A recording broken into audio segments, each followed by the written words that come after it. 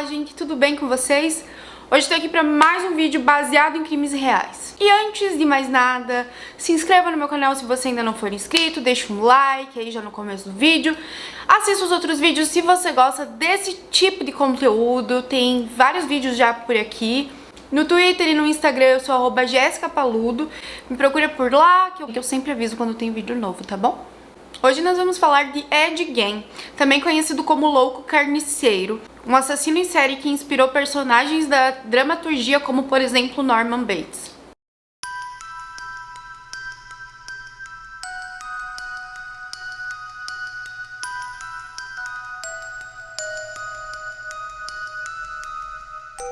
Edward Theodore Gein, mais conhecido como Ed Gein, foi um assassino em série e ladrão de lápides americano.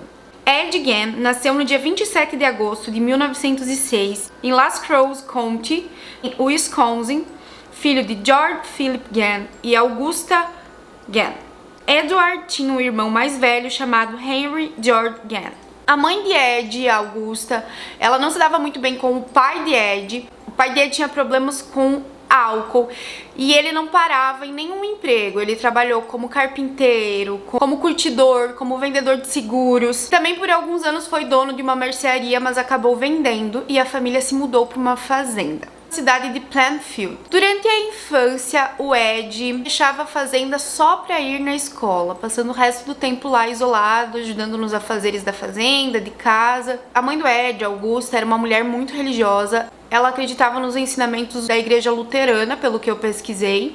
E ela conversava com os filhos sobre a imoralidade natural do mundo, sobre os malefícios de beber. E ela acreditava que todas as mulheres, exceto ela, eram naturalmente prostitutas e instrumentos do diabo. Todos os dias ela lia para os filhos a Bíblia e ela enfatizava, ou seja, ela destacava trechos do Antigo Testamento que falavam de morte, punição divina, enfim. O Ed era um garoto muito tímido e as pessoas próximas, como professores e colegas, lembravam de um comportamento estranho, isolado do Ed, e ele ria sozinho, muitas vezes, das próprias piadas. A Augusta, a mãe do Ed, o punia quando ele tentava fazer novos amigos. Ou seja, o Ed ele era uma criança super solitária, ele não fazia amigos, e ainda quando ele tentava fazer uma nova amizade, a Augusta ia lá e cortava o barato do Ed. No dia 1º de abril de 1940, o pai de Ed faleceu devido a uma falha cardíaca, muito provavelmente em decorrência do seu abuso com o álcool. Ele tinha, na época, 66 anos. O Ed e o Henry começaram a trabalhar, a fazer bicos para conseguir ajudar nas despesas domésticas. Os irmãos eram vistos como honestos e confiáveis. E o Ed, ele também gostava muito de crianças, então ele sempre se disponibilizava a trabalhar como babá. O Henry começou a namorar e ele pretendia morar junto com a sua namorada e ele pretendia seguir a vida, morar junto com a namorada, construir uma família. Só que ele tinha muita preocupação com o Ed e com a ligação que ele tinha com a mãe. Várias vezes ele alertou o Ed sobre as maldades da mãe, sobre o quanto ele não confiava na mãe, enfim. O Ed ele respondia a esses alertas do irmão com muito sofrimento e ele não gostava nem um pouco de escutar o irmão falando mal da mãe. Em 1944, Ed e Henry estavam queimando uma vegetação pantanosa próximo da propriedade deles, na propriedade deles, e o fogo se alastrou. E isso chamou a atenção dos bombeiros, que correram para socorrer, para apagar o fogo. Após o fogo apagado, Ed alertou que o irmão havia desaparecido. Então, as buscas começaram. O corpo de Henry foi encontrado de bruços. O Henry parecia estar morto há algum tempo, ele não possuía marcas e nem queimaduras. Parece que posteriormente foi notado umas marcas na cabeça do irmão do Ed, mas a polícia desmentiu o fato de que poderia ser um crime. E o legista constatou que a morte foi asfixia. Nenhuma investigação foi feita com relação a essa morte. Embora houvessem algumas suspeitas de que Ed tivesse matado o irmão, se acreditou no fim que a morte foi acidental. Ed e sua mãe agora estavam sozinhos, mas logo após a morte do irmão, Augusta teve um acidente vascular cerebral paralisante e Ed se tornou devoto à mãe e passou a cuidá-la impecavelmente. Augusta teve um segundo AVC e a sua saúde ficou bem abalada. E em 29 de dezembro de 1945, com 67 anos, a mãe do Ed morre e o Ed fica extremamente abalado. Depois da morte de sua mãe, o Ed deixou de ocupar os espaços na casa que sua mãe costumava ficar e ele manteve esses espaços impecáveis. Inclusive, o quarto da mãe do Ed estava impecável, exatamente do jeito que ela havia deixado. O Ed limpava o quarto da mãe, arrumava, deixava bem arrumado, o que ficava em contraste com o restante da casa, que estava bem sujo. O Ed não limpava, ele vivia no meio da sujeira mesmo. O Ed desenvolveu um gosto bem peculiar por revistas de culto à morte, histórias de aventura e também por histórias de canibais, livros que traziam experimentos nazistas. Junto com isso, o Ed começou a fazer algumas visitas noturnas ao cemitério local. E mais tarde, o Ed começou a desenvolver uma mania de ler o obituário local. E ele procurava entre as pessoas falecidas uma pessoa parecida com a sua mãe. Depois de escolher o cadáver, Ed chamava o seu único amigo, o Gus, para ajudar a desenterrar os corpos recém-enterrados e levar para sua casa. A justificativa de Ed para violar a sepultura era realizar um estudo científico com os cadáveres. Ed explorava os corpos, mantendo um interesse pela anatomia. Além disso, ele guardava algumas partes dos órgãos femininos. Não demorou muito para o Ed começar a tirar a pele dos defuntos, com a intenção de confeccionar roupas. Ele vestia um manequim com roupas feitas de pele. Em algumas ocasiões, ele vestia as famigeradas roupas. Ed demonstrava uma fixação por genitálias femininas, as retirava dos corpos furtados e parece que ele vestia também essas genitálias. Ele dizia que quando vestia essas genitálias femininas, ele se sentia mulher.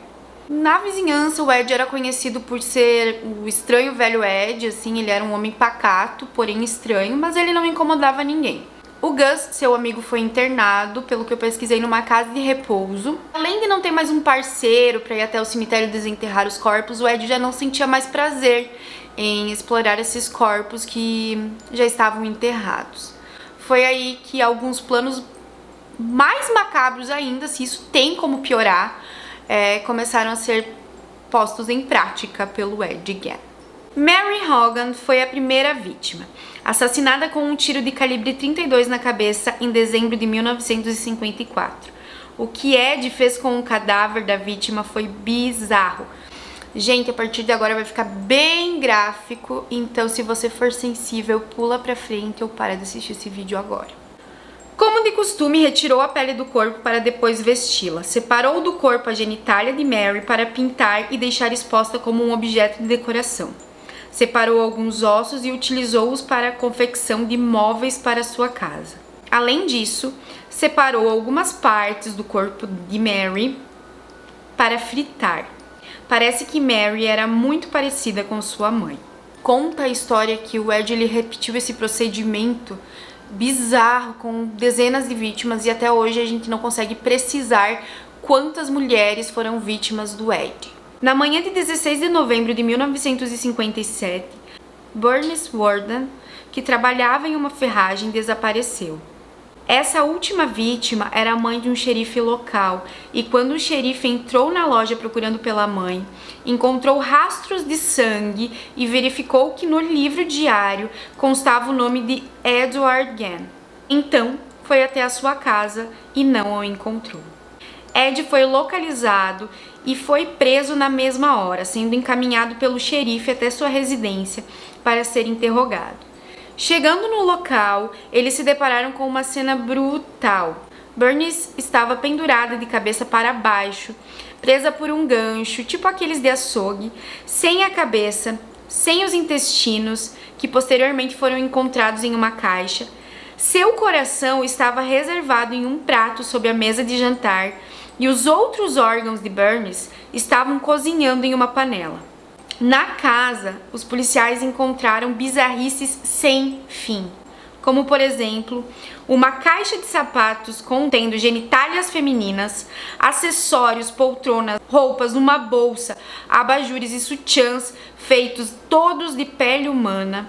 Também foi encontrado um cinto confeccionado de mamilos, inúmeros crânios, alguns enfeitando os pés da cama e outros servindo como pratos para sopa. Na geladeira, os policiais também encontraram órgãos humanos. Horrorosa e bizarra coleção de Ed continha máscaras feitas com faces de mulheres que serviam de decoração. Além disso, parte da decoração de Ed contava com mesas feitas de ossos humanos. O Ed foi preso e foi julgado como mentalmente incapaz. Foi mandado para o Central State Hospital, que mais tarde se tornou uma prisão. Então ele foi transferido para Mendota State Hospital em Madison, Wisconsin. Em 68, ele foi declarado suficiente para ir ao tribunal. O julgamento começou em 14 de novembro e durou uma semana. Ele foi considerado insano e não culpado devido à sua insanidade. Ed passou o resto da vida em um hospital psiquiátrico. 26 de julho de 1984, em decorrência de uma falha cardíaca e respiratória devido ao câncer, Ed Gein morreu. Gente, eu acho que esse foi um dos casos mais bizarros que eu já trouxe aqui no canal. Esse caso do Ed Gein inspirou vários filmes de terror.